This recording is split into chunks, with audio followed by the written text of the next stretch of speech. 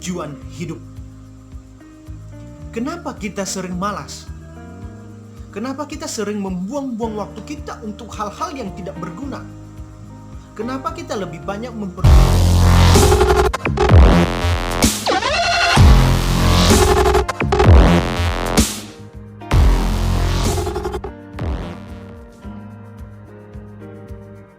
Shalom saudara, pada saat ini saya akan menseringkan kepada kita menjadi anak muda yang memiliki tujuan hidup. Kenapa kita sering malas? Kenapa kita sering membuang-buang waktu kita untuk hal-hal yang tidak berguna?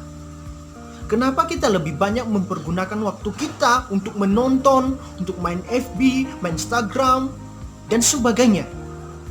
Bukan berarti kita tidak boleh untuk terjun di dalamnya, saudara. Bukan berarti kita tidak boleh main Facebook, main Instagram, bukan seperti itu. Kita memang butuh, tapi bagaimana cara kita memanajemen waktu kita dengan sebaik-baik mungkin. Kita jangan menghabiskan waktu kita untuk hal-hal yang tidak atau kurang bermanfaat. Saudara, ketika kita memiliki tujuan hidup, kita mampu mempergunakan waktu kita untuk hal-hal yang lebih bermanfaat, hal-hal yang membuat kita lebih berkualitas ke depannya.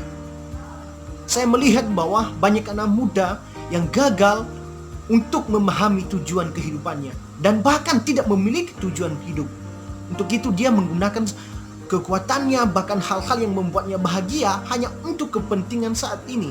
Saya mau kita menjadi anak muda yang mempunyai tujuan hidup, yang bisa melihat 5 tahun bahkan 10 tahun ke depannya apa yang terjadi di dalam diri kita. Saya ingin saudara, kita bisa mengerjakan hari ini untuk kita gunakan 5 tahun bahkan 10 tahun ke depan. Kita harus memiliki planning jangka panjang. Karena jika kita tidak mengerjakannya untuk saat ini, kita akan mengalami penyesalan besar, saudara. Kita akan gagal untuk menjalani kehidupan ini. Saya ingin kita menjadi anak muda, khususnya kita yang berada di era milenial saat ini, menjadi anak muda yang berdampak, menjadi anak muda yang bermanfaat. Bukannya zamannya lagi kita harus menghabiskan waktu kita, menghabiskan uang kita untuk hal-hal yang tidak berguna, merokok, miras, dan semuanya, saudara. Itu bukan lagi gaya hidup kita, bukan lagi style kita, anak muda zaman sekarang. Kita jangan merendahkan diri kita untuk hidup di era ini. Kenapa? Karena era saat ini saatnya era peperangan secara kognitif, saudara. Marilah kita hidup di tengah-tengah zaman ini dengan membuat sesuatu yang lebih bermanfaat. Dapat membangun orang lain, bukan menghancurkan orang lain. Dapat membangun diri sendiri, bukan menghancurkan diri sendiri. Kita jangan membuat orang sengsara dengan perilaku kita, saudara. Melainkan buatlah orang merasa senang, menyukai apa yang kita berbuat.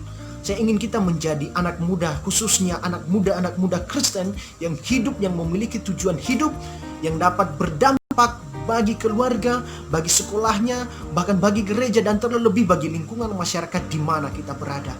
Dan tidak juga menutup kemungkinan bagi kita seluruh anak muda di Indonesia ini untuk dapat menjadi anak muda yang memiliki tujuan hidup, yang dapat membangun bangsa dan negara ini.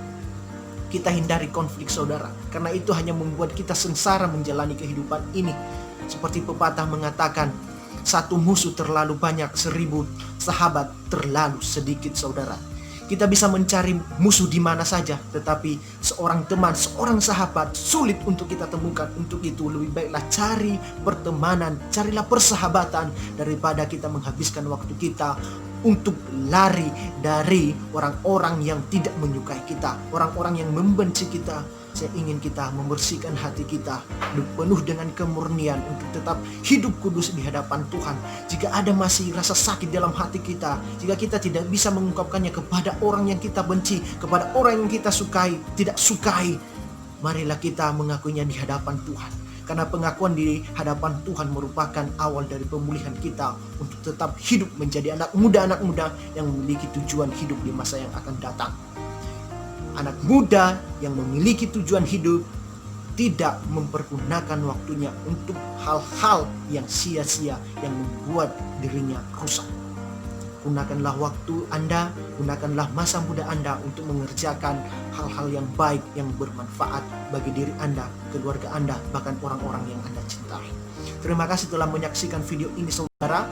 Saya ingin komentar dari Anda apa yang perlu kita lakukan, khususnya anak muda, supaya kita dapat menjadi anak muda yang bermanfaat. Tuhan Yesus memberkati kita semua.